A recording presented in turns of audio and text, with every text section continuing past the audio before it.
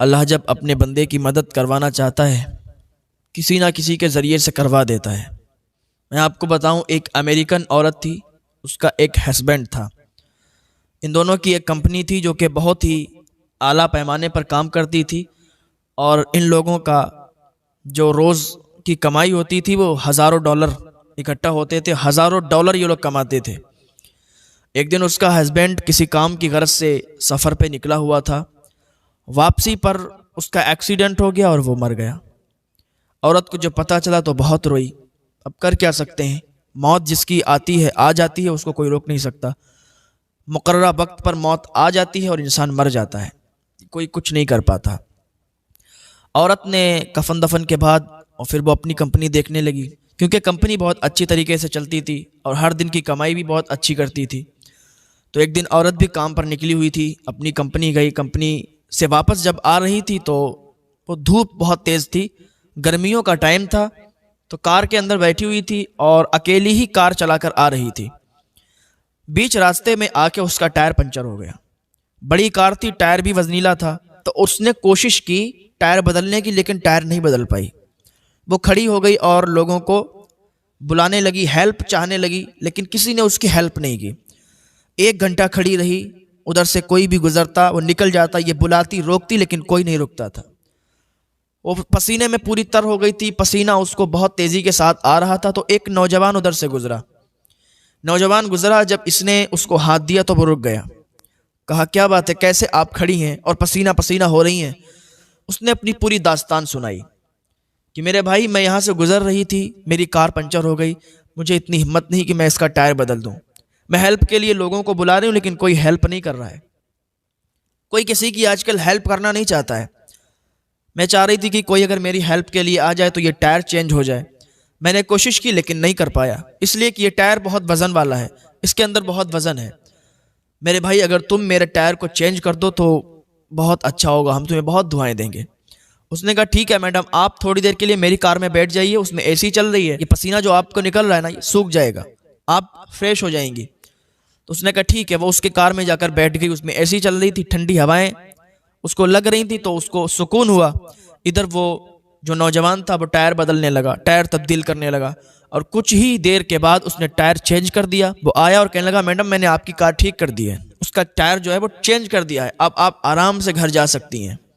उसने कहा ठीक है।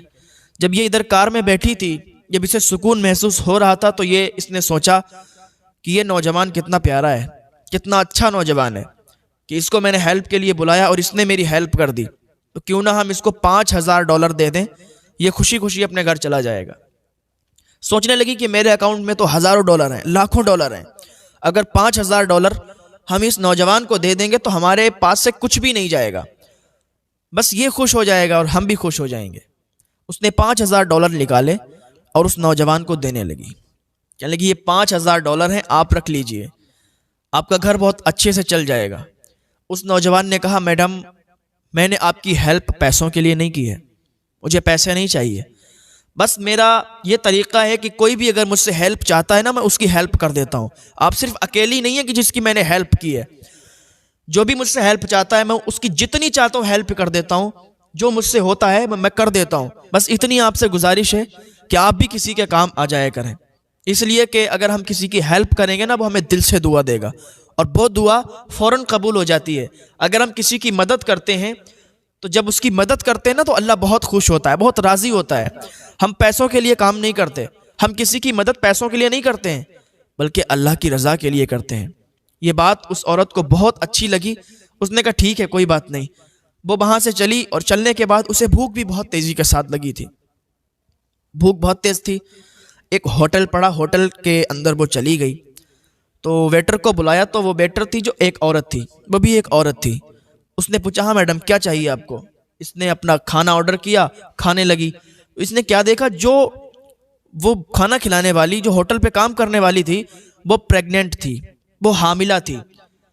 तो इसने पहचान लिया कि ये हामिला है। उसने बुलाया, कहा बैठिए। वो बैठ गई। कहा मुझे ये बताइए कि आप तो हामिला हैं, आप तो हमल से हैं और आप इस होटल पर काम कर रही हैं, आपका ये हमल कितने दिन का है? उसने कहा 8 महीने का है। कहा बताइए 8 महीने का हमल है और आप यहाँ इतनी मेहनत कर रही हैं, क्या आप छुट्टी नहीं ले सकती? क्या आपने छुट्टी नहीं ली? उसने कहा मैडम हम लोग कहाँ छुट्टी ले पाएंगे, हम गरीब लोग हैं, हमारे यहाँ इतना नहीं होता है ना कि हम बैठे बैठे खाएं। जब हम कुछ करते हैं, पैसे मिलते हैं, तभी हमारा गुजारा होता है। और एक हॉस्पिटल का उसने नाम बताया कि वो हॉस्पिटल है, उसमें $5000 की ज़रूरत है। डॉक्टर ने कहा $5000 जब हो जाएं तो हमारे यहाँ आ जाना। तो हमने हस्बैंड से बात की, तो हमारे हस्बैंड ने कहा $3000 का हम अरेंज कर लेंगे, $2000 का आप अरेंज कर लें। तो 3000 हमारे शौहर अरेंज कर लेंगे, 2000 हम अरेंज इसी से करेंगे, इसी होटल पर काम करते हैं, सैलरी मिलेगी, तनख्वाह मिलेगी, तो $5000 हो जाएंगे। फिर हम हॉस्पिटल जाएंगे और फिर हमारा इलाज चलेगा। उसने कहा अच्छा ऐसी बात है? कहा ठीक है आप खाना लगाओ। खाना लगाया, उसने खाया, खाना खा के एक लिफाफे में उसने $5000 डाल दिए। $5000 डाल के और वो लिफाफा उसे टिप के बतौर दे दिया।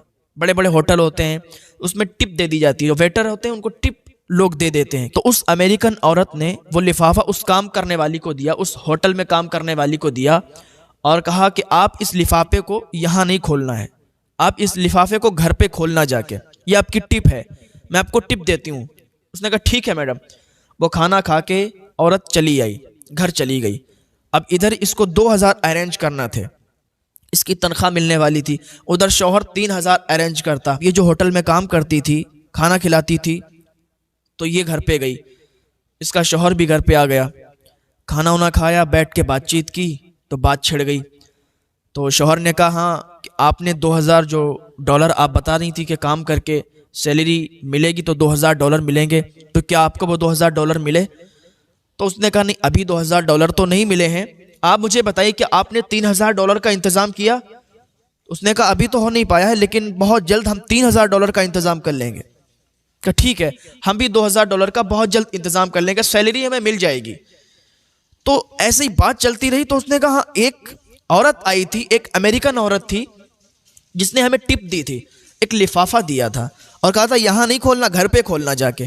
तो उसके शौहर ने कहा, उसके हस्बैंड ने कहा ठीक है वो लिफाफा लाओ, देखे क्या है उसमें और कितनी टिप है, जो उसने वहां खोलने से इनकार कर दिया कि वहां नहीं, घर पे खोलो जाके। चलो अब खोलते हैं। वो औरत अंदर गई, अंदर से वो लिफाफा उठाकर लाई और अपने हस्बैंड को दिया। तो उसके हस्बैंड ने वो लिफाफा खोल, उसकी आंखें कड़ी की कड़ी रह गईं।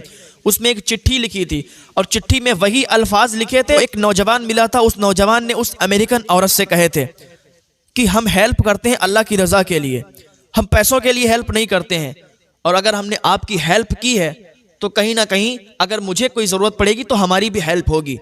वही अल्फाज लिखे थे। और पता ये नौजवान कौन था? ये नौजवान वही लड़का था जो अमेरिकन औरत का इसने टायर ठीक किया था। अमेरिकन औरत का जो टायर कार का था चेंज करने वाला ये वही लड़का था जो इसे $5000 की ज़रूरत पड़ रही थी। तो इसने अल्लाह का शुक्र अदा किया। अल्लाह अपने बंदों को जहां से चाहता है दिलवा देता है, जिससे चाहता है हेल्प करवा देता है। उस अमेरिकन औरत ने उसको पैसे देना चाहे थे, लेकिन उसने पैसे लेने से इनकार कर दिए थे, लेकिन अल्लाह रब्बुल इज़्ज़त ने उसे वो पैसे दिलवा दिए। तो अल्लाह जब चाहता है, जो चाहता है करता है, जिसके ज़रिए से चाहता है अपने बंदे की मदद करता है। उसको भी $5000 की ज़रूरत थी। जब 5000 उसे मिलते तो वो हॉस्पिटल जाता और अपनी बीवी का इलाज कराता। अब देखो इसने अल्लाह की रज़ा के लिए मदद की थी, हेल्प की थी अल्लाह की रज़ा के लिए। तो अल्लाह ने इसकी कैसे मदद की और उसी के ज़रिए से इसकी मदद करवा दी। तो अगर बंदा अल्लाह की रज़ा के लिए मदद करता है तो अल्लाह उसे इतना अता करता है, इतना अता करता है कि वो गुमान भी नहीं लाता कि अल्लाह ने उसे दिया कहाँ से है। आज अगर हम हेल्प करते हैं किसी की तो हम पहले कैमरे में उसका फ़ोटो कैद कर लेते हैं, पहले उसकी पिक्चर बना लेते हैं, उसकी वीडियो बना लेते हैं कि साहब हम इनको इतने रुपए देने आए हैं, इनका घर ऐसा है, ये गरीब हैं, ये कुछ कर नहीं सकते। यानी उसको इतना जलील कर देते हैं समाज में कि वो मुंह उठाकर नहीं चल सकता, किसी के सामने जा नहीं सकता। यार अल्लाह से डरो, या किसी की हेल्प करो अल्लाह रब्बुल इज़्ज़त के लिए करो, उसकी रज़ा के लिए करो, अपनी फैंस फॉलोइंग के लिए नहीं, अपनी पब्लिसिटी के लिए नहीं। अल्लाह की रज़ा के लिए जो हेल्प की जाती है वो अल्लाह की बारगाह में मकबूल होती है।